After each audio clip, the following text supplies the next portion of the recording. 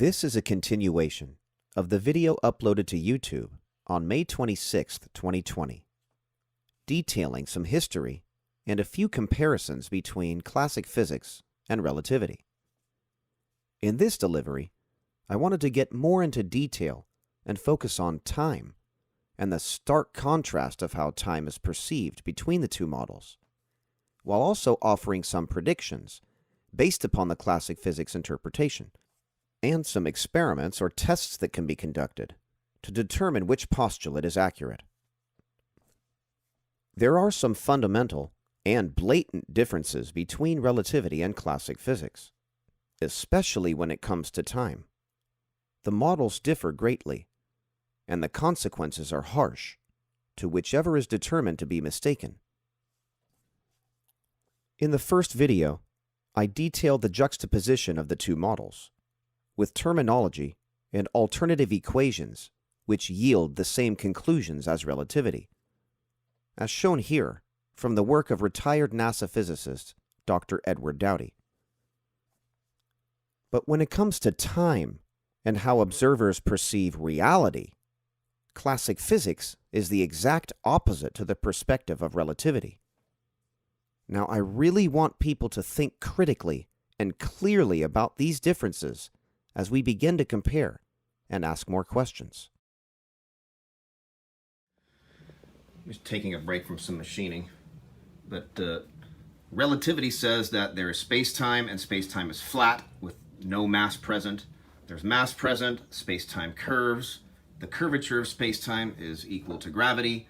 Light bends around the curvature of space-time, and if there is an explosion of that body, that space-time would just boom, go flat instantly, if not have some sort of a little rebound or a recoil.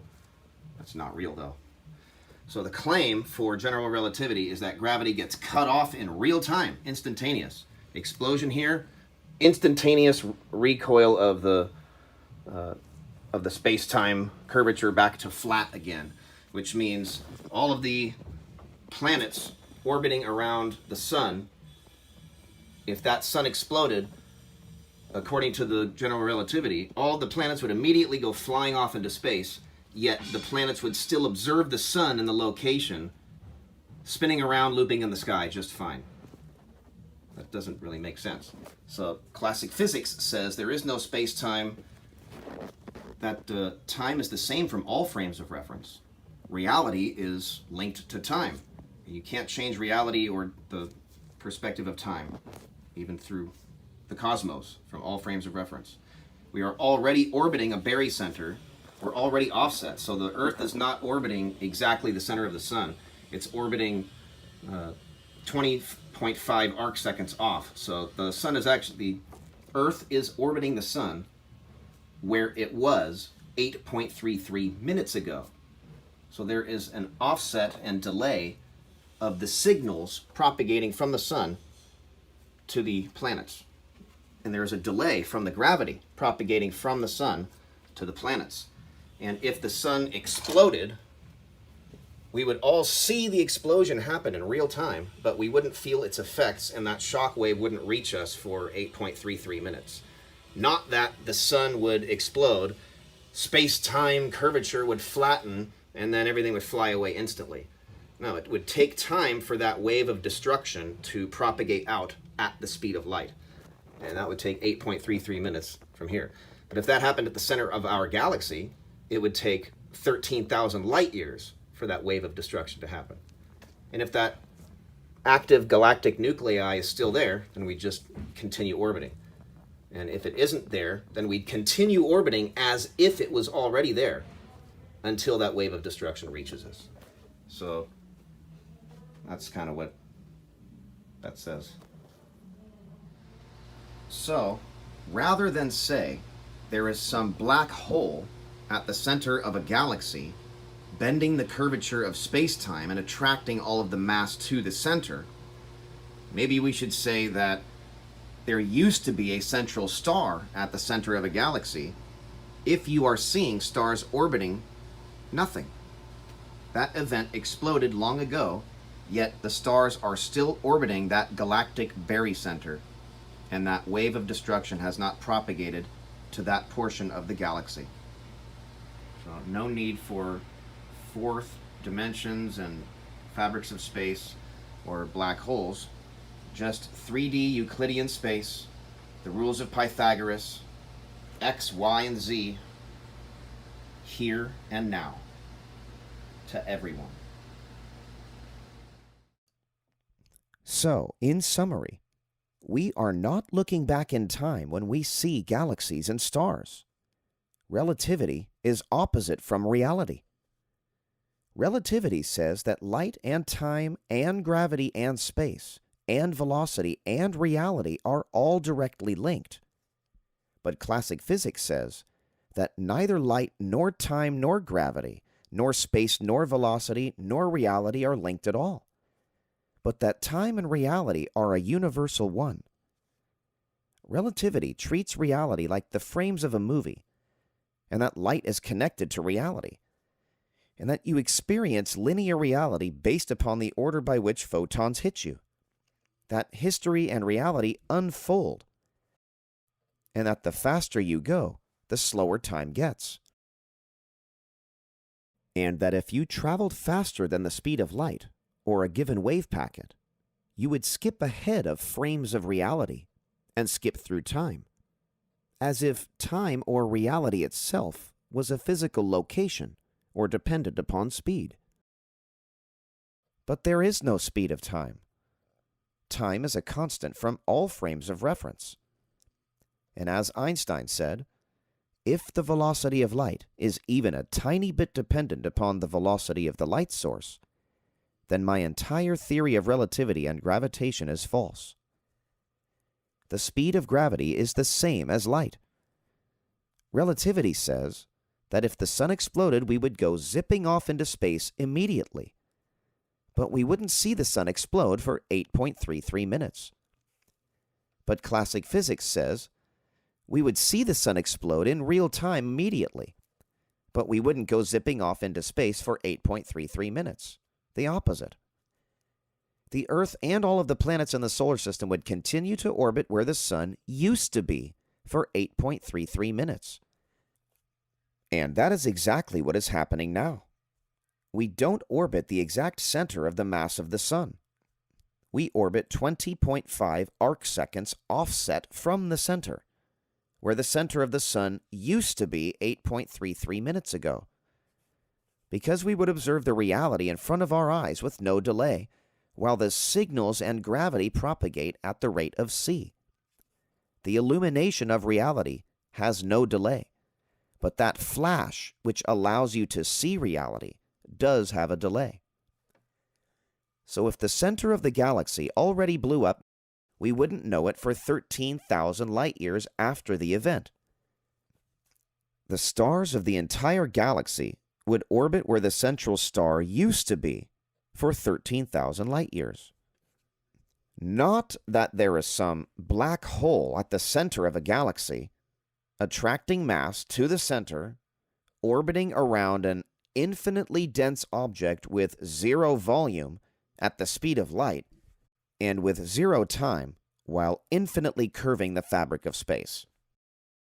No, it's that some galaxies have a central star that already exploded, and that wave of destruction propagates outward at the rate of c, pushing and compacting the mass outward from the blast zone towards the rim over the course of time, mistaken as an event horizon. But in any case, everything would just orbit and be pushed away from where that central star used to be, until that wave of destruction reached the outer rim at the speed of light. And because of displacement, that still applies across the thin media, which is mistaken for expansion, since they're looking at the repulsion and shock waves of a previous nuclei explosion of that specific galaxy. And then they try to apply the rate of that expansion of that particular galaxy throughout the rest of the cosmos through assumptions. But they look at a galaxy without an active galactic nuclei and they wonder, how is all of that mass still orbiting? What is it orbiting around? and it's simply orbiting around what used to be there, because the gravity propagates at the speed of light and has not caught up to the rest of the system. There's no need for fourth dimensions, or space curvature, or black holes, no need for reality delays or time delays, even though clocks will differ from distant locations, because it takes time for the sync to propagate, not that it takes time for reality to propagate and catch up with the sync. Not only is there no lensing or distortion around Sagittarius A, but there seems to be nothing where the stars are orbiting. And that's because the event already took place, and the event is long gone. But the emission and burst has not reached those orbiting stars yet. So they're still orbiting around that barycenter as if the body is still present. And with the time-resolved images taken at the Max Planck Institute as seen here, it will take a long time before that wave of destruction hits that. This also accounts for why stars seem to be gobbled up by nothing over the course of time, because that is evidence of the wave of destruction propagating out and finally meeting with that star.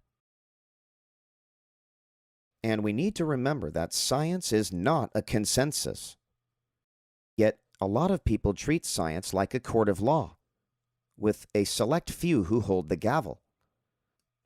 There are more than one or two ways to look at any given scenario. Yet most people have not been introduced to any credible alternatives to relativity. In mathematics, the art of asking questions is more valuable than solving problems. A quote by George Cantor.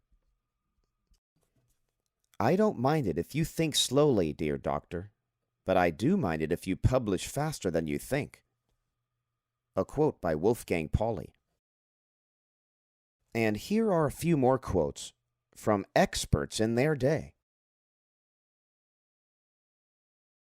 Relativity suggests that mass displaces the curvature of space-time, that gravity is an instantaneous and simultaneous cause and effect of mass accumulating. Like sitting in a bathtub full of water, the water line rises simultaneously and instantly to the amount of mass displacing the volume of water, or pushing a bowling ball onto a mattress and adding more and more force. So the model of relativity says that a dense body in space will accumulate more and more mass, which will proportionally displace the curvature of space-time on demand. Therefore, if you remove that mass in one violent explosion, the alleged displacement of that fabric of space-time will instantaneously and simultaneously flatten in proportion. But in no scenario is there a ripple propagating outward from the center of mass in the curvature of space-time, like a pebble in a pond, from suddenly removing that mass. Not even a trampoline behaves like a ripple in a pond from dropping a pebble in the water. If you have a sphere of oil sitting on the meniscus or surface of water, and you take a straw and you suck up that sphere of oil, as if removing the mass from displacing the curvature of space-time, the surface of the water would just restore back to flat again. It would not act like a pebble being dropped in the pond. That notion is not even a part of the general relativity theory for gravity. So the notion of a pond-like ripple in space-time when there is supposed to be a proportional displacement, like a trampoline, is rather egregious. Because de Broglie waves are generated by impacts against the meniscus of a fluid, but the curvature of space-time is said to be a 3D mass displacing a 4D manifold without any such impacts to said alleged fabric. And that is an example of what Nikola Tesla referred to regarding deep thinking versus clear thinking. If I were to give a definition or description of gravity, I would say it is an aberration effect of an energy which propagates like light. Some people might call it gravitons, but it is not a particle. Neither are photons. Gravity most likely also has a spectrum, like light, which can be reflected, refracted, diffracted, or re-emitted, or even focused like a spotlight or even a laser beam. Gravity is a secondary force, most likely arising from high-energy particle collisions at a constant. High-energy particle collisions at a constant is not necessarily nuclear fusion or nuclear fission, but rather those impacts can result in fission or fusion. And if there exists fine and ultrafine particles of matter, like what Nicholas Fatio or Georges Lesage speculated, then those particles might not only be subject to Casimir-like forces, but might also generate gravitons and what we would call gravity. There is a new distinction to be made between illumination and the ability to observe reality as it's happening now, in real time, versus a terahertz wavelength or frequency propagating, or any wavelength of the electromagnetic spectrum. The illumination of a signal is not the signal itself. Illumination is not a signal. A map is not the territory either. But illumination propagates at sea, and as soon as a wave packet of visible light allows you to observe a given location, it will appear as a flash. And then all of a sudden, it will be as if you have always been able to observe the location. A wave packet can propagate, which will ionize a media or cause illumination of that media or matter. Even a collimated laser beam can be seen from all sides spherically in 3D space, as long as there is a surrounding media to illuminate. But a location is either illuminated or it is not. Once a wave packet illuminates a location, it will appear as a flash, and then that location will be observed in real time. Reality does not have any delay, but signals propagating in reality can delay. And it can take some time before you are able to see your location. But as soon as you are able to see it, you will not see history unfold at that location. You will just be able to see that place in real time. Yet an observer's connection to any location and reality is instant. It's just that once a location is illuminated, you can see it in the now. We can never see into the past, even when we see distant galaxies. There is no delay in reality. Relativity claims that reality unfolds in the order by which photons hit you, that reality itself is an emission. But science is about constantly trying to disprove a theory, a claim, or study.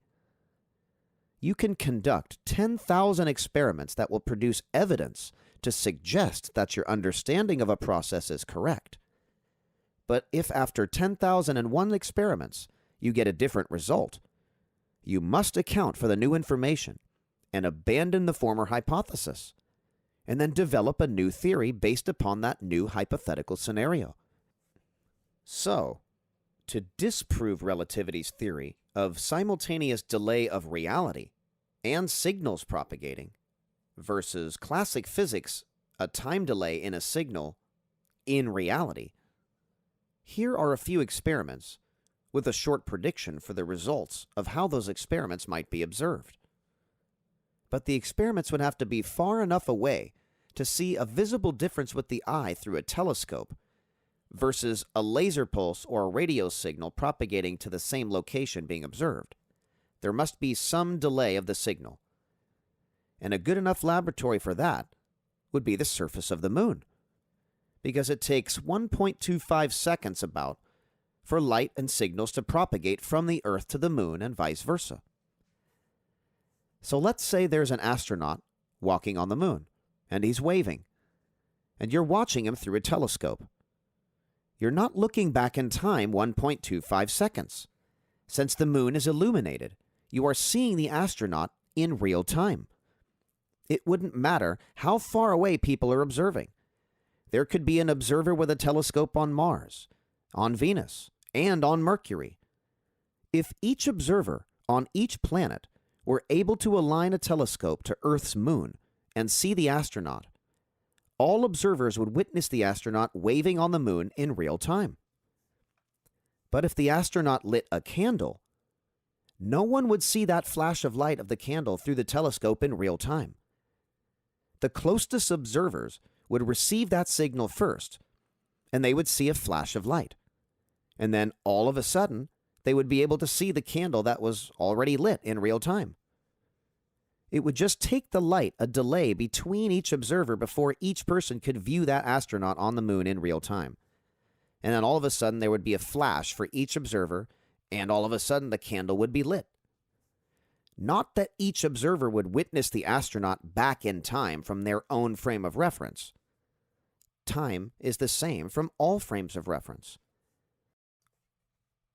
If an astronaut had a mirror on the moon, and he lit a laser beam, which then reflected or re-emitted off of the mirror, everyone in their own telescope would observe the astronaut push a button on the laser pointer, but no one would see that beam yet. All of a sudden, there would be a flash to each observer, no matter their location or their distance, and then each observer would all of a sudden observe the beam already present. When you look through a microscope, you should be looking forward in time by the logic of relativity, since you're looking back in time in outer space. But that obviously doesn't happen when you look at things through a microscope. You simply observe behavior in real time, just behaving at a faster rate. When a Zen master is focused or someone's in the zone, their adrenaline just sped up their reaction time within this one reality. Time cannot slow down, but your brain can speed up. Reality is. Reality is not partitioned in frames dependent upon packets of light. How many thoughts can you have in 1 second? What is the limit to how much you can realize with each epiphany? When athletes are in the zone, reality and time is not affected at all. It's just their rate of motor skills and reaction time and quality of thought are sped up. A fly and tiny bugs do not experience time differently. They just have a faster reaction time within this one reality.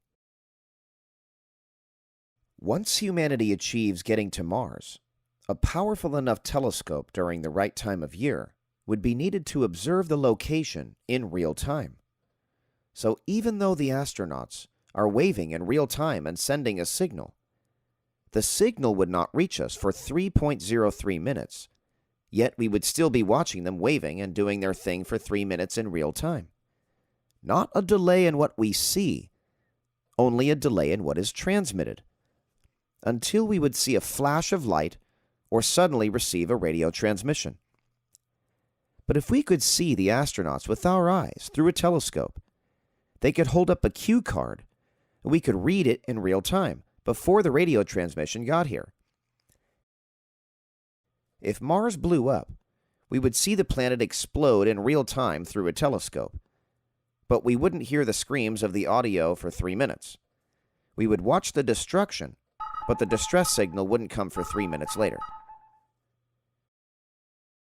If there were no sunlight, no starlight, and no illumination at all between Mars and Earth, and an astronaut turned on a light bulb for 10 seconds, at equivalent to 12 noon on Earth, the astronaut would not be seen until 12:03 because of the delay for light to reach the Earth. But when that flash reached the Earth, we would all of a sudden be able to see a flash and then observe the astronaut illuminated by that light for 10 seconds. And then it would be like somebody just turned off the light. We would observe whatever the astronaut is doing 3 minutes after he sent the pulse. We would see him in real time for 10 seconds. Just that particular light packet used to illuminate the location would have a 3-minute delay. Not that you would see the history unfold within the packet of light according to the order by which photons hit you, since time is the same from all frames of reference. If you take candy away from a baby, they will throw a tantrum unless you replace the candy with an ice cream cone or something better. You cannot take away relativity from the scientific community without offering something as a replacement.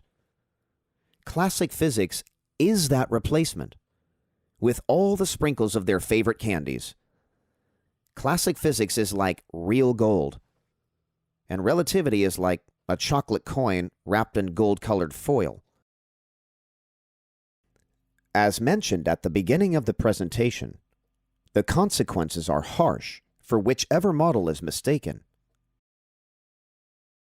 We could be living like the Jetsons in comparison to the Flintstones, like how we're currently living.